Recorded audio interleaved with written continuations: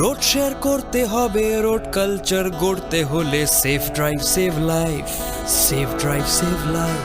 বাংলার রাস্তাকে নিরাপত্তায় মোড়ে পথ চলাকে সুগম করতে পশ্চিমবঙ্গ সরকার নিয়ে এলো সেফ ড্রাইভ সেভ লাইফ। মাননীয় মুখ্যমন্ত্রী মমতা বন্দ্যোপাধ্যায়ের স্বপ্নের প্রকল্প safe drive save life. Safe drive করতে হবে, রাস্তাটা জয় করতে হলে safe drive save life. Let's safe drive save life. Safe drive save life, স্বপ্নের বাংলা তৈরি করতে আসুন সবাই মিলে জেগে উঠি। স্বপ্ন নগরী গান সত্যি হতে পারে, তবে জাগতে হবে। Safe drive save life.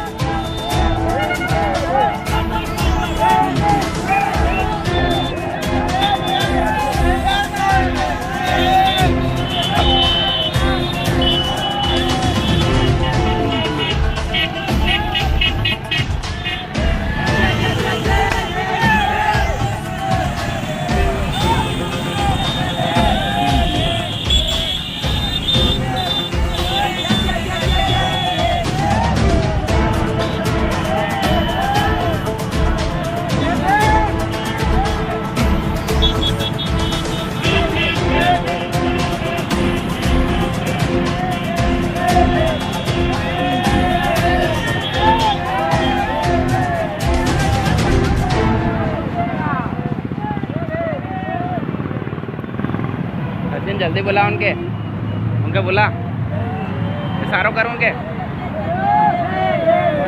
इसके बराबर चलाओ, इसमें आ जाओ गेट में।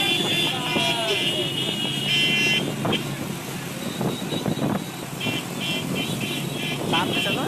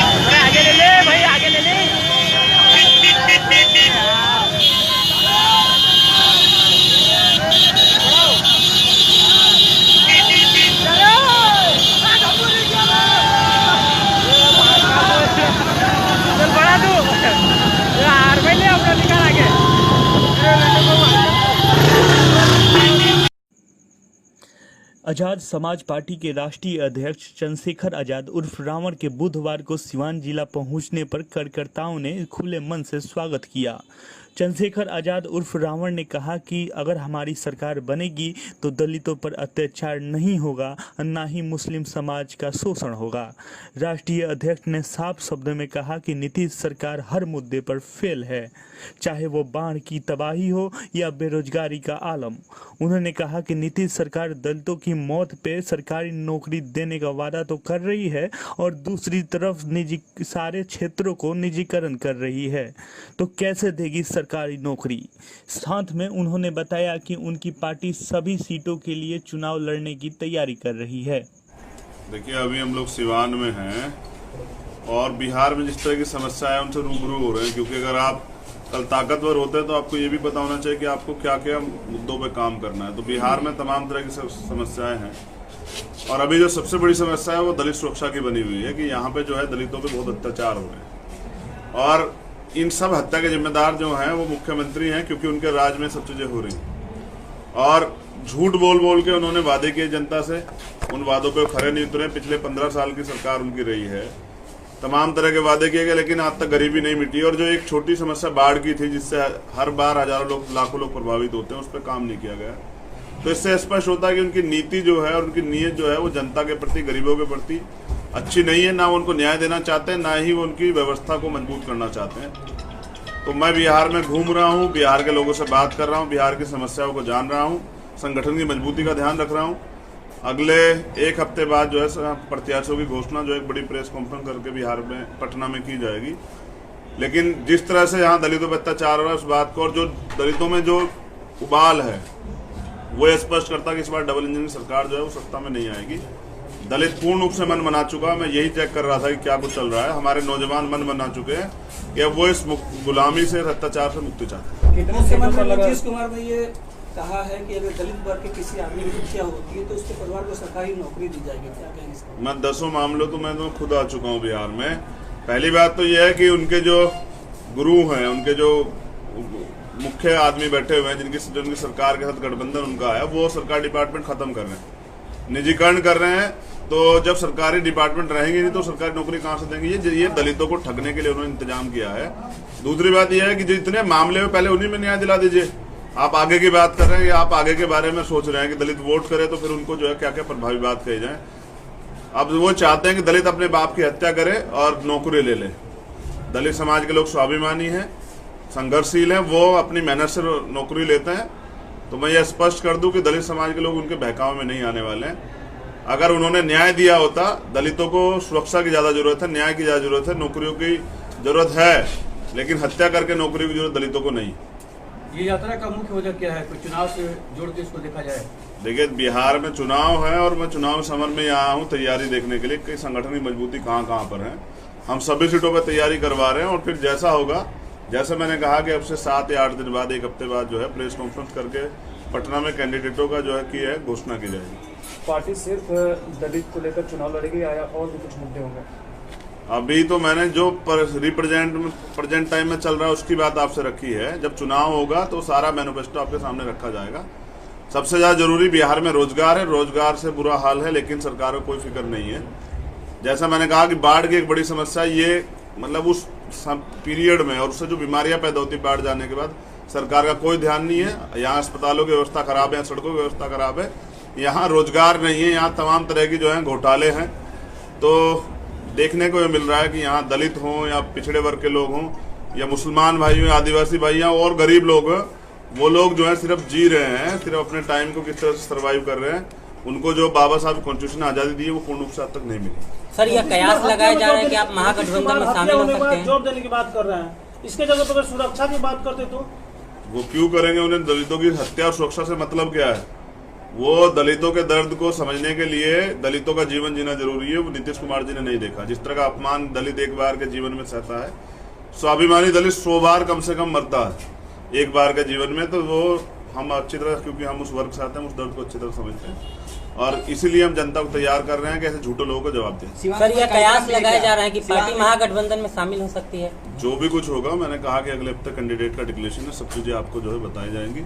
प्रयास किया जाएगा कि बिहार में झूठी घोटाले वाली सरकार को, कुर्सी कुमार की सरकार को रोक दिया जाए।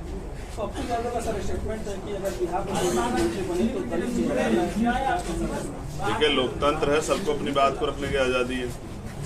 तमाम लोग रख रहे हैं, जैसे झूठ ये हमारे कुर्सी कुमार बोल रहे हैं, तो कोई सच भी बोल सकता है और कोई सच भी बोल सकता है, तो कोई अपनी बात को रख भी सकता है, तो सबको आज़ादी, इसमें मैं कुछ नहीं कहता। अपने पार्टी से, आपकी पार्टी से उम्मीदवार कौन होंगे सिवान के?